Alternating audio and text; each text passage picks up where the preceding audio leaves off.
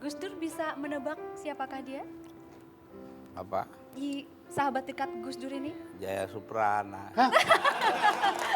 Tahu dari mana? Tahu Kok dari bisa mana tahu, ya? Gus?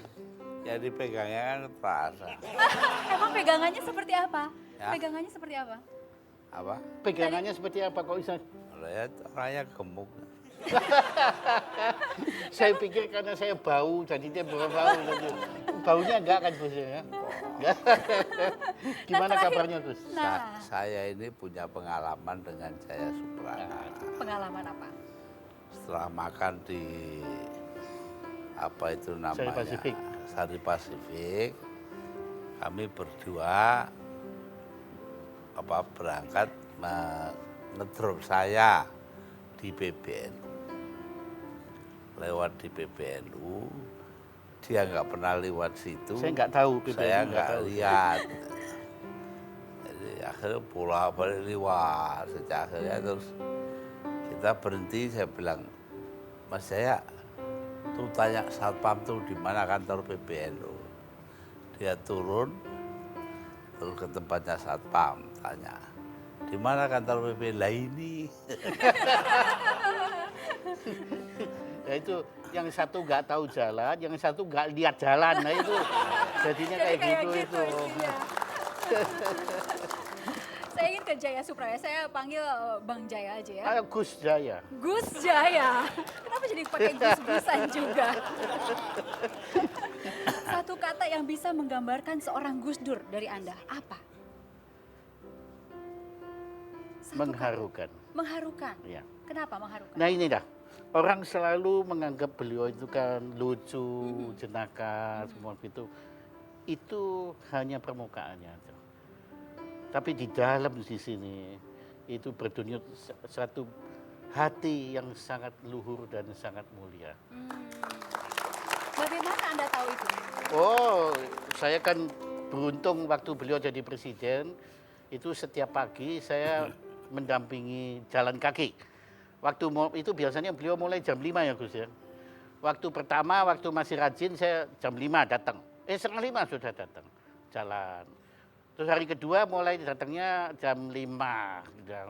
Hari ketiga jam 5:04, terus setengah 6. Lama-lama saya cuma nunggu dia jalan dulu, saya kemudian baru nemenin dia. Sebab yang penting buat saya makan paginya itu. Apa yang penting dari makan paginya, apa yang menarik Ya dari dalam makan pagi di samping makanannya enak, saya banyak belajar sekali. Beliau ini seorang yang hatinya sangat luhur.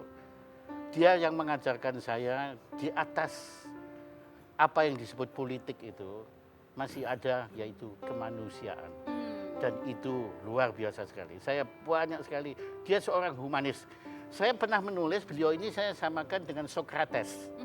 Socrates itu filosof Yunani yang sangat dipuja-puja ya karena hatinya juga seperti itu. Dan ada kesamaan. Socrates itu mendahului zamannya. Sehingga dia waktu itu dibunuh oleh kelompok-kelompok Athena yang tidak mengerti. Karena Dihukum mati, dihukum minum mati, racun. yang paling mirip dari Gus Dur dan Socrates apanya? Itu pemikirannya jauh ke depan sehingga kadang-kadang beliau ini kan untung belum dibunuh kan. Ya tapi beliau kan dilengserkan. Itu sama saja, itu sebetulnya 3 kali dicoba dibunuh. Oh 3 Begitu, kali Gus, juga 3 dibunuh kali. gitu. Nah itu. Oleh siapa tahu nggak? Oleh Pak Harto. Bagaimana percobaan pembunuhan itu Anda bisa tahu? Oh ya saya tahu. Tapi harus ingat bahwa Pak Harto begitu itu bukan karena alasan pribadi, tapi alasan politis. Apa yang membuat Gus Dur kira-kira tahu bahwa akan dibunuh? Apa yang membuat mereka ingin membunuh Gus Dur? Ya itu tadi, saya ngelawan terus. Jadi menjadi mulutnya tuh jahil gitu. Oke, nah ini tadi Anda mengatakan bahwa banyak masyarakat yang menganggap Gus Dur itu lucu, kemudian itu yang selalu diingat oleh masyarakat. Dan banyak masyarakat kaum Nahdliyin juga selalu datang ke acara-acara yang ada Gus Durnya hanya untuk mendengarkan lelucon-lelucon dan anekdot. Ada Gus yang bisa diceritakan sekarang? dulu saya itu ditanya oleh TVRI apa sebab terjadi gempa bumi di Bantul. Jawab saya, karena Nyai Roro Kidul itu dilarang pakai jilbab. Kalau Anda sendiri, lelucon mana yang paling diingat dari Iya. seorang Gus Dur? Wah, leluconnya. Ya setiap ketemu Gus Dur ya leluconnya ya Gus Dur Yang itu paling sendiri. diingat, yang paling diingat. Oh, banyak sekali sampai saya kan pernah mengumpulkan leluconnya Gus Dur sampai putus asa. Karena Saking terlalu banyak banyak, ya. terlalu banyak. Ya, jika kalau mau dibukukan mungkin tebelnya begini. Setiap kisahnya beliau ini lucu, selalu lucu, tapi ada makna yang mendalam. Tentang Amin Rais gitu ya, itu paling lucu sekali.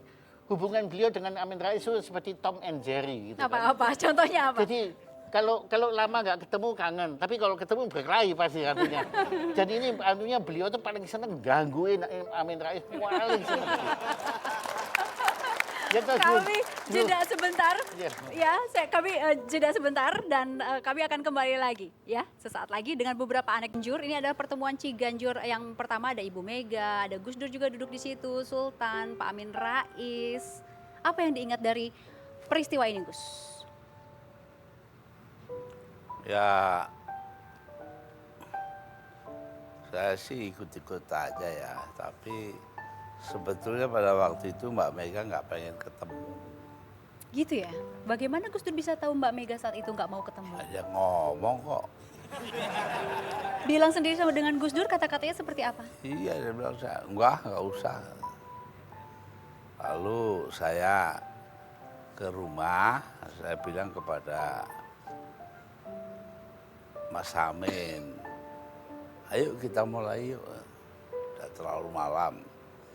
Jadi pertemuan itu tanpa Mega. Tapi di foto ini semuanya seperti tampak akrab. Bagaimana hubungan Anda dengan Ibu Mega saat ini, Gus? Hubungan saya dengan Mbak Mega ya nggak ada masalah. Hanya saja saya sekarang ini atau baru-baru ini saya ke rumahnya Mbak Mega. Nah, itu saya nyatakan dukungan saya kepada beliau untuk menjadi presiden. Hanya Mbak Mega saja yang didukung untuk menjadi Nah, presiden ya atau ada ke-27 lain-lain. orang yang datang semua didukung Ya, juga oleh Gus Dur? 27. Terus saya bilang kepada Mbak Meganya, oh iya terima kasih Mas. Tapi dalam hati saya, itu kan sekarang lah, nanti kan lain lagi. Lain laginya bisa berubah jadi apa, Gus? Ya nggak tahu, kita lihat nanti aja. Nah, sekarang ada 4 nih Gus yang disebut-sebut sebagai ya kandidat terkuat ya. Ada Pak SBY sekarang. Kemudian juga ada Pak Prabowo, ada Ibu Mega ya, dan Pak JK. Dari 4 ini nih Gus, menurut Gus Dur mana yang kira-kira akan dipilih oleh rakyat dan diterima oleh rakyat Indonesia? Kalau orang yang paling ikhlas kepada rakyat Indonesia itu Prabowo. Ikhlasnya seperti apa, Gus?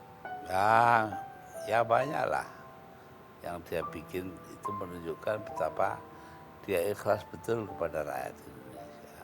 Yang lain tidak ikhlas. Ya nggak tahu ya.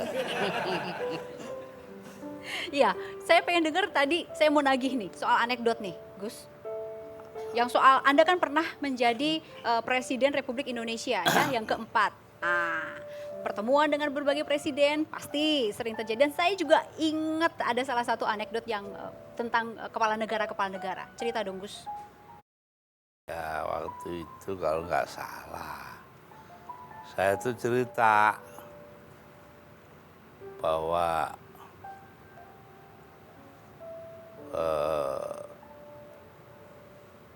Reagan itu nanya Tuhan, kapan bangsa Amerika itu bisa mengatasi kemiskinan?